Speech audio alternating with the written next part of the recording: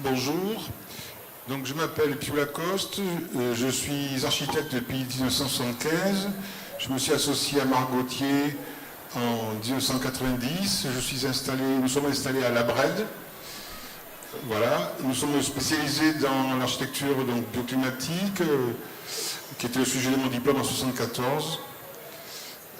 Nous intervenons pour du privé ou pour les collectivités, que ce soit en neuf ou en rénovation. Donc, je vais vous présenter un projet qui effectivement a la particularité d'être très lié au contexte et un projet fait pour des amis, donc où j'ai pu effectivement aller jusqu'au bout d'une démarche bioclimatique.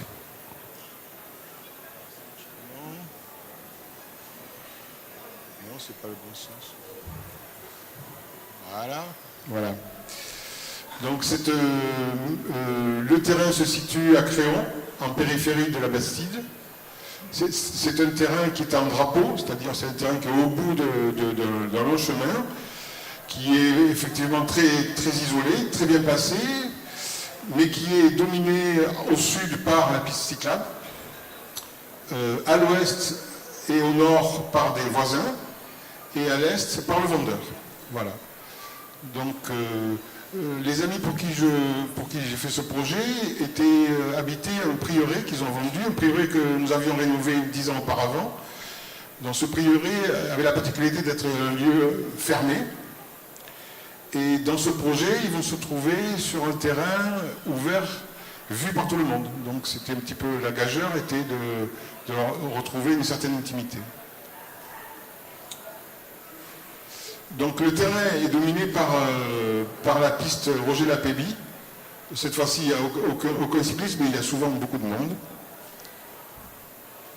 Et elle donne sur le terrain, vous voyez, c'est un magnifique trou de verdure qui est vraiment très attirant, qui est vraiment très romantique. Alors, j'ai oublié de vous parler du programme. Ce couple d'amis veulent une maison pour pouvoir accueillir la famille, pour pouvoir aussi continuer les activités du prieuré, c'est-à-dire faire quelques spectacles, recevoir des amis, faire un petit peu de théâtre. C'est une maison qui est voulue contemporaine, éclatée, sans communication avec l'extérieur le moins possible, mais une maison quand même très modulaire, très variable, qu'on peut y faire beaucoup de choses différentes. Le terrain, donc vous voyez le terrain en drapeau, donc son premier, on va dire, qualité ou défaut, c'est qu'il est à 60 mètres de la route, donc il y a un chemin à réaliser. Et ensuite, la première fois où j'ai visité le terrain sérieusement, j'ai rencontré le vendeur qui nous a appris que ce terrain en fait est une ancienne carrière qui avait servi à faire la piste cyclable. Donc c'est un terrain qui avait été remblayé, et dès qu'on a fait des sondages de sol, on a trouvé que le bon sol était à 12 mètres. Et alors enfin, vous voyez peut-être, je ne sais pas si ça marche ça, en diagonale, un trait bleu, c'est une canalisation d'eau publique, d'eau pluviale publique. Donc ce terrain, ce magnifique terrain romantique, commence à devenir très compliqué. Ah merde, c'est pas ça.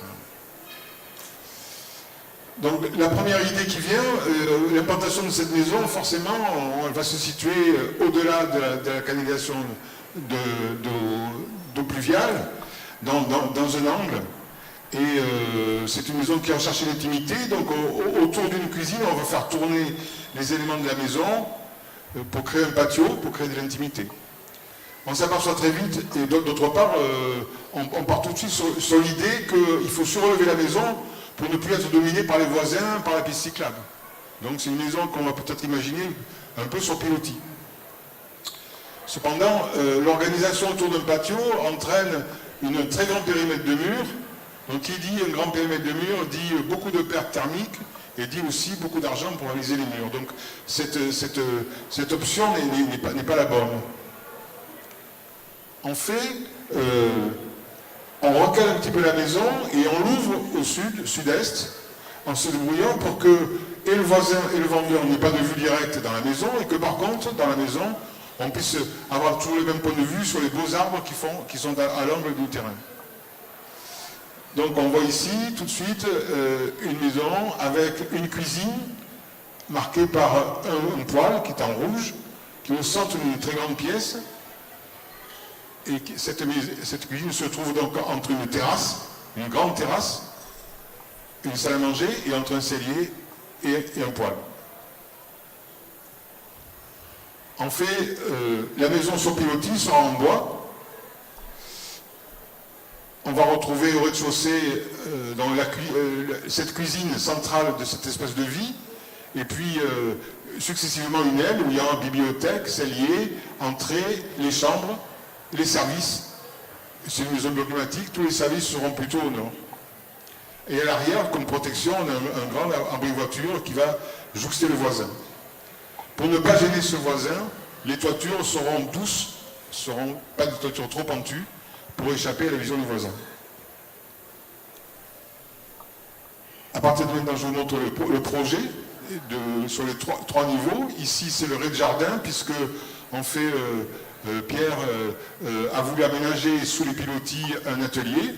Cet atelier va donner dans les caves, eux-mêmes équipés des réserves d'eau pluviale pour alimenter les chasses d'eau et les machines lavées. Le plan du rez-de-chaussée, donc je vous expliquais tout à l'heure, avec la grande pièce, avec sa cuisine centrale. Et puis ce que vous voyez en rouge, ce sont des murs masses. Donc cette maison qui est toute en bois, les cloisons principales sont en fait en béton pour apporter de l'inertie et de l'insonorisation à chaque élément de la maison. L'étage, il était dans la commande demandé un grand dortoir pour 5 personnes. Nous avons réalisé un grand dortoir avec une partie parents, une partie enfants. La partie enfant étant plus basse de plafond.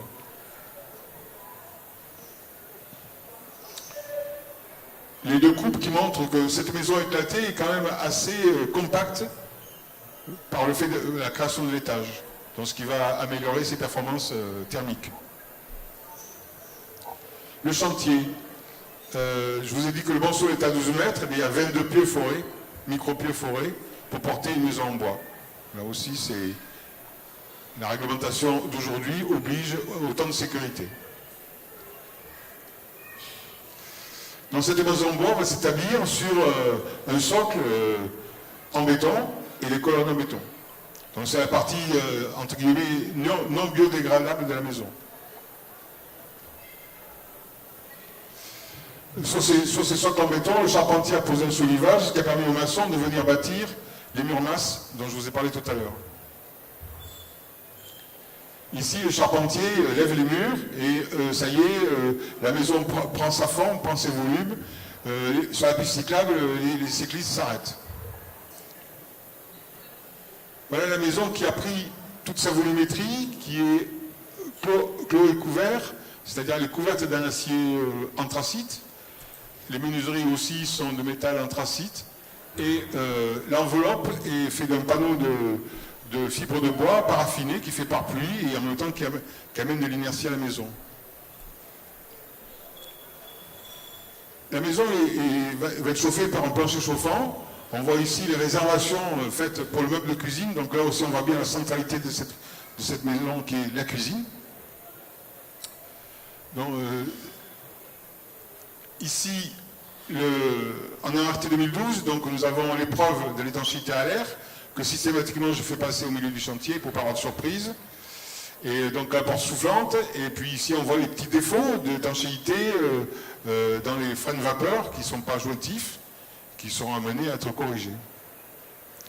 Alors, c'est quand même que je vous dis, cette maison donc, qui est, grâce à son exposition, son système d'isolation et son système de chauffage par pompe à chaleur RO ne consomme que 25 kW par mètre carré et par an, ce qui est la moitié de le maximum autorisé.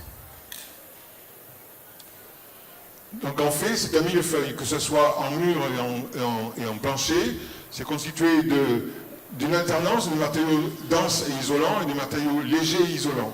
Et c'est cette multiplicité de matériaux qui donne un grand pouvoir isolant tout en conservant de l'inertie.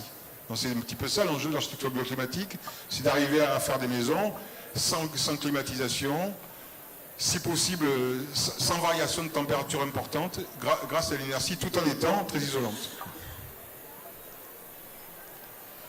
Donc voici la maison dans son tour de verdure.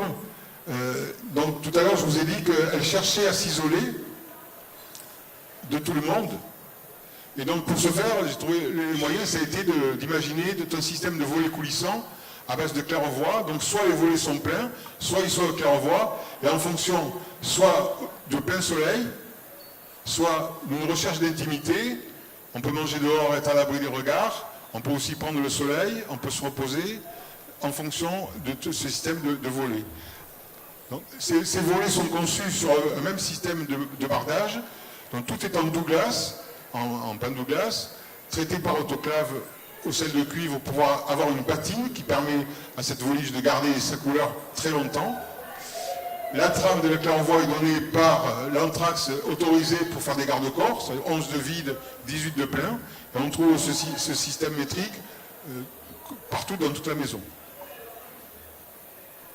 La terrasse couverte et ouverte pour que la façade sud des chambres capte le soleil. La cuisine centrale qui donne dehors, qui donne dedans. Alors ça marche plus. Le foyer. La bibliothèque, parce que Pierre est un collectionneur de livres, donc il y avait dans le programme 25 mètres carrés de rayonnage de bibliothèque. L'escalier qui mène à l'étage. Et à l'étage, on trouve la partie consacrée aux enfants, que dès le déménagement, les enfants ont tout de suite repéré comme étant leur coin. Voilà la maison au bout du compte final. Donc c'est un projet qui était complexe à cause du programme, du terrain. Je ne savais pas au départ ce qu'il fallait faire. À la fin, c'est une histoire je trouve que c'est une histoire d'intégration douce. Voilà, c'est tout. Alors, si un petit élément supplémentaire, le coût d'une construction, je vais quand même vous le donner. Ici, sans tenir compte du chemin et des micropieux, on est à 1 450 € hors taxe de travaux et 2 000 € TTC de coût d'opération, c'est-à-dire les travaux plus les honoraires, plus les bureaux d'études, on est à 2 000 € du mètre carré. Si par contre je tiens compte de l'intégration, c'est-à-dire des micropieux et du chemin, on est à 2003. La maison fait 165 mètres carrés, habitable, elle a 130 mètres carrés d'espace couvert et utilisable. Voilà. Je vous remercie.